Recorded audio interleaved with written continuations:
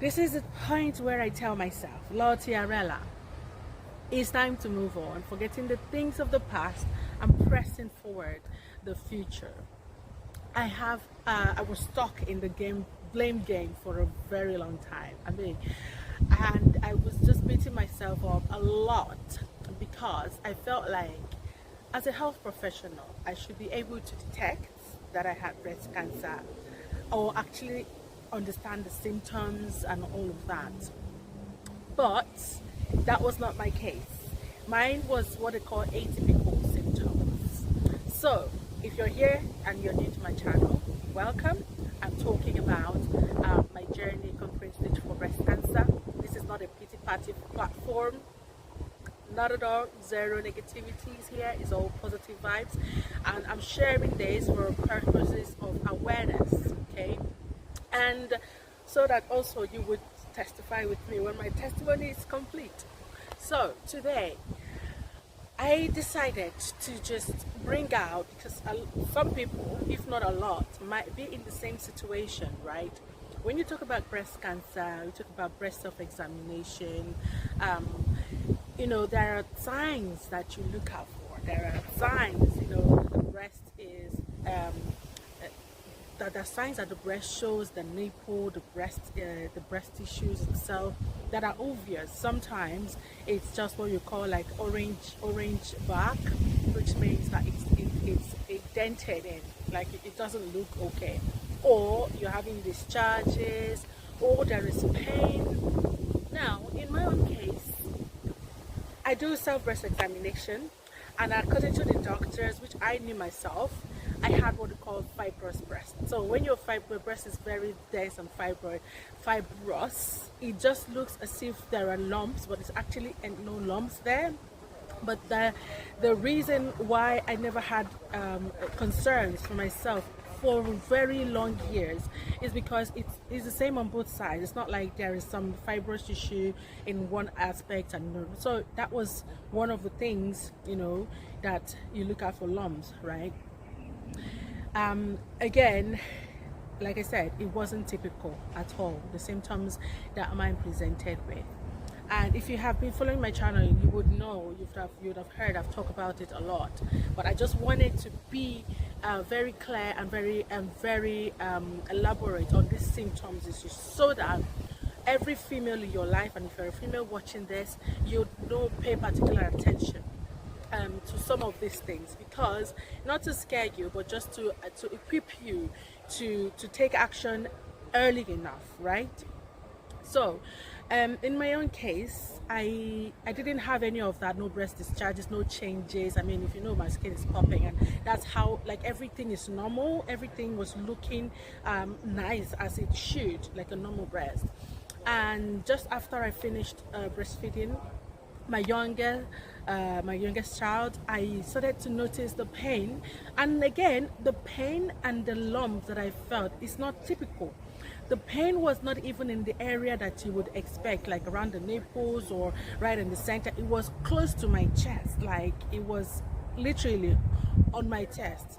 And that was why for a few weeks I just associated that with, or maybe it's musculoskeletal, because like I said, I just finished breastfeeding, and that side happened to be the favorite side my son likes to lean on. So I just felt like it's either that, or maybe I have done something when at work, something like that. It will pass. That's a strong girl that I am. I just brushed this aside for a few weeks, but thank goodness that I didn't brush it aside for longer than 2 weeks. Okay. So that is still relatively a quick turnover, a quick action in the medical sense of things. But again, as I was thinking, and I felt like it wasn't just that lump that was the first presenting signs. Okay, now there are other salient signs that I didn't quite pick up. I'm not a heat person. I love the sunshine, but don't mix it with the heat, which is very ironical, because how can you have sun and not heat? But this is just, I digress. I sweat, like I sweat a lot, and even at night. So, but because I sweat through the day, I just felt like, oh, my metabolism is high, and like I'm just not heat tolerant at all. I'm not heat tolerant at all. So, but notice that at the just around the period that I would say about 6 months before the diagnosis, I noticed that I was sweating a lot at night. Like I would be so sweaty sometimes, and I had to take off my clothes, even in winter, right? I had to take off my clothes in the night because I'm drenched in sweat. But I didn't relate that to anything because, again, I'm very active. I just felt like, oh, this is me, you know. I was actually happy because I felt, oh, all of the waste materials are being excreted through the sweat and everything. But I came to understand that that could also be a sign, okay, that something is wrong, not just your metabolism. I'm not, whatever I'm saying here, I'm not saying that those are direct cause or those are direct sign. Remember, this is just me reflecting. It has to take you knowing yourself, who you are, how your body responds to things, for you to actually know what is normal and what is not normal. My case could be different from yours, but the purpose of this video is for you to be able to be on the lookout, to understand and recognize what is abnormal and recognize it early enough to take action as soon as you recognize the deviation from normal for you. Okay, so that was one of the things, night sweat, right? And another thing was I was tired, okay, but the tiredness is not like the kind of tired that like you've worked a lot and you're tired. Again, I did associate it with, I mean, I've been through a lot. It was particularly busy period for me, and also like a new mom, breastfeeding and everything. So I just associated all of that with, oh, maybe I'm just overworking myself, and I just need a bit of rest. But usually, most times, the bit of rest that I would get and I get recharged. You know, like when you say power naps. I'm just using that as an example. But the quick power rests wasn't really doing it. But I kept pushing and pushing and pushing because if you know me, I'm a very restless person, and it's like go go go go go for me. So like there's no time to be tired, basically. Again, fatigue, which again came to understand that this is just not your normal tired. It's actually fatigue that you dealt with for that period of a few months and you didn't realize. So these are like the salient thing. Again, guys, I am only saying this so that you pay attention.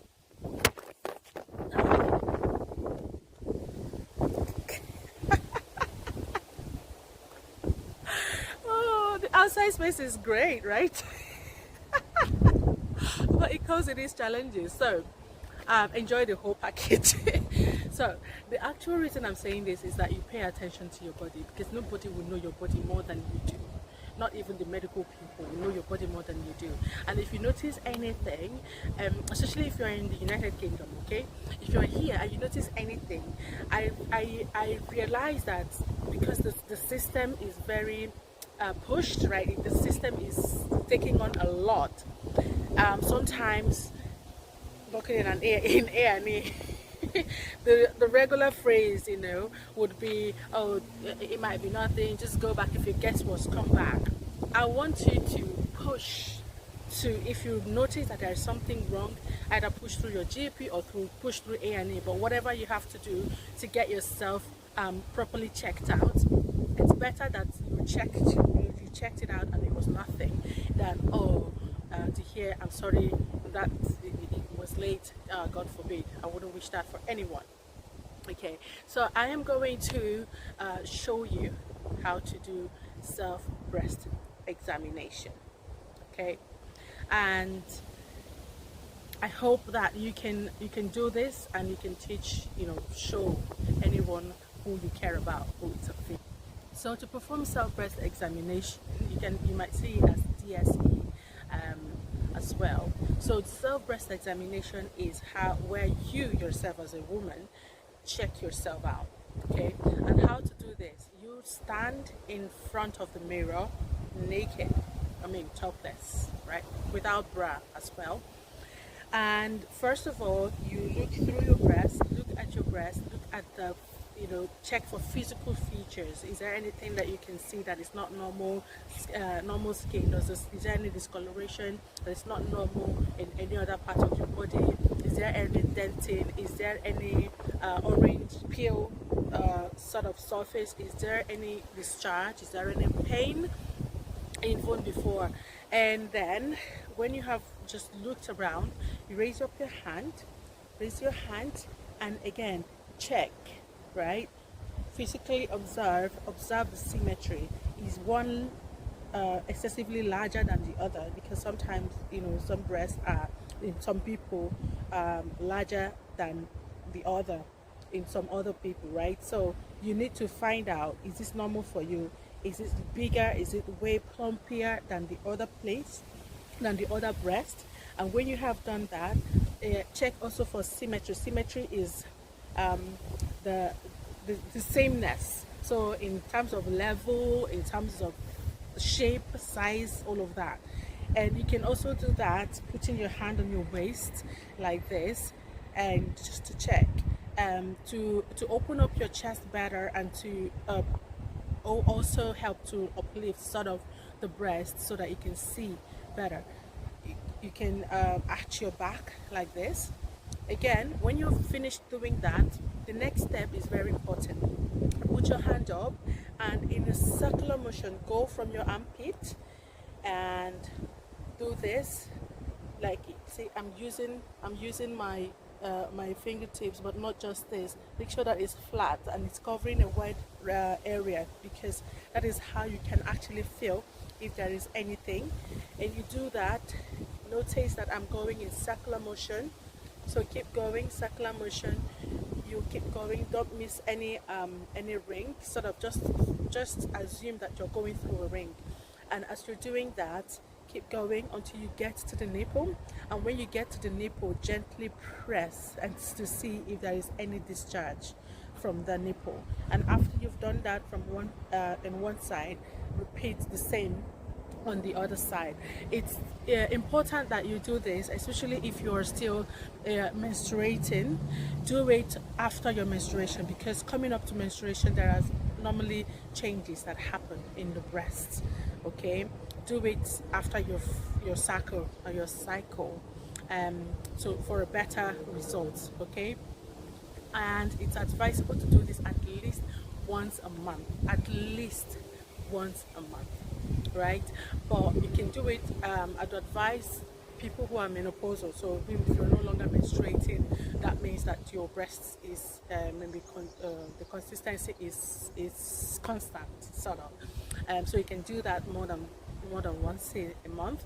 And also, the reason that it's advisable for postmenopausal women to do it more than once a month is because the chances, the higher your age as a woman, the higher the chances of breast cancer. But having said this is actually based on research, but from the upcoming researches, we are seeing that even most younger people who have no business getting breast cancer as women are actually getting breast cancer pre-puberty, just not pre-puberty, so just after someone has started growing breast. And I'm like, 12, 15, what business do you have with having a breast cancer? But that's a topic for another day.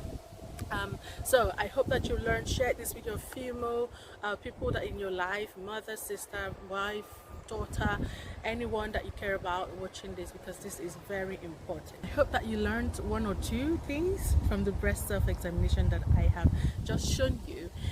So what needs to happen, if you notice any changes whatsoever, please do not put it aside, do not sweep it under the carpet, because you and I know that whatever is swept under the carpet does not go away. It's waiting for you there and accumulating until it causes trouble. And I do not wish that for anyone. Take action.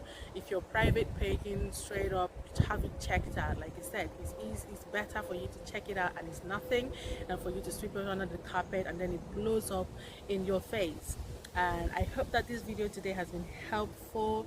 I am done with the blame game, like I said. Living life, taking each moment as gracefully as I can, as God's grace enables me as well. And every day there's a gift, so just living life to the full, loving Jesus and making memories. Till next time, I wish you a very, very happy week. The rest of it for you. Bye for now. Subscribe.